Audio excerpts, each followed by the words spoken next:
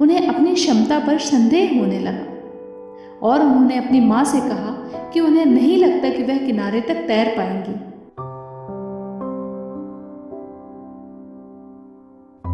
Florence Chadwick पहली महिला थी जिन्होंने इंग्लिश चैनल को दोनों दिशाओं से पार किया था। साल 1950 में उनके नाम पर इंग्लिश चैनल को सबसे कम समय में पार करने का रिकॉर्ड भी था।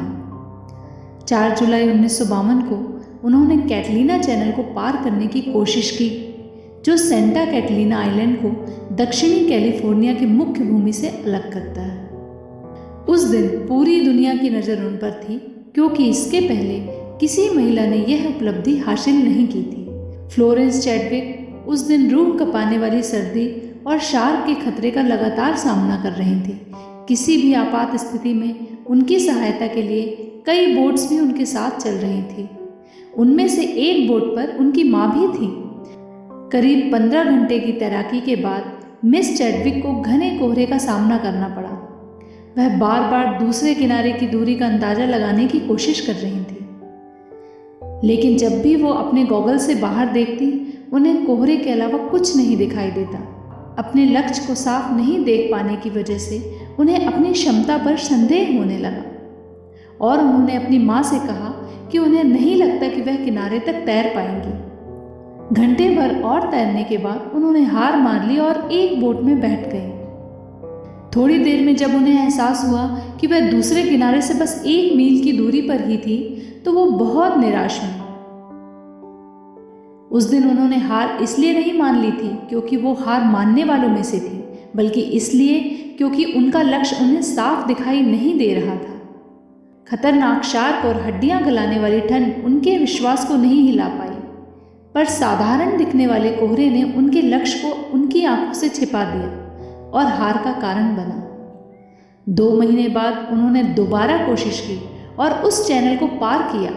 इस दौरान भी वही घना कोहरा छाया रहा, लेकिन खराब मौसम के बावजूद वो लक्ष्य को पाने में सफल रही। इस बार उन्होंने न केवल लक्ष्य पूरा किया, बल्कि पुरुषों के रिकॉर्ड को भी 2 घंटे से ज़्यादा के अंतराल से तोड़ा। जीत के बाद की प्रेस कॉन्फ्रेंस में उन्होंने बताया कि जब वह तैर रही थी, तब पूरे समय उन्होंने चैनल के दूसरे किनारे की इमेज अपने दिमाग में बना रखी थी और उसे पाने के बारे में ही सोच रही थी। यह कहानी हमें यह बताती है कि ज़िंदगी में कुछ पाने के लिए हमारे दिमाग में एक स्पष्ट लक्ष्य होना बहुत ज़रूरी है।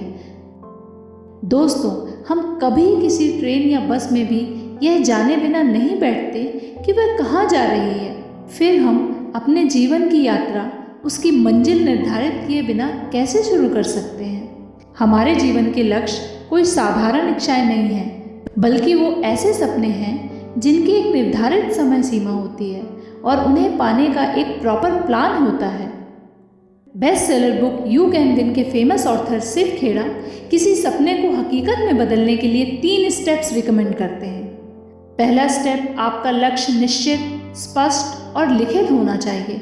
उसका लिखा हुआ होना बहुत ज़रूरी है। दूसरा स्टेप, उसे पूरा करने के लिए एक विस्तृत और लिखित योजना होनी चाहिए। और तीसरा बहुत ही इम्पॉर्टेंट स्टेप, पहले दोनों स्टेप्स में लिखी बातों को दिन में 2 बार पढ़ना चाहिए। अगर आप ये तीनों स्टेप्स फॉलो करते हैं तो दुनिया की कोई भी ताकत आपको अपने लक्ष्य से ज़्यादा देर तक दूर नहीं रख सकती। Thank you.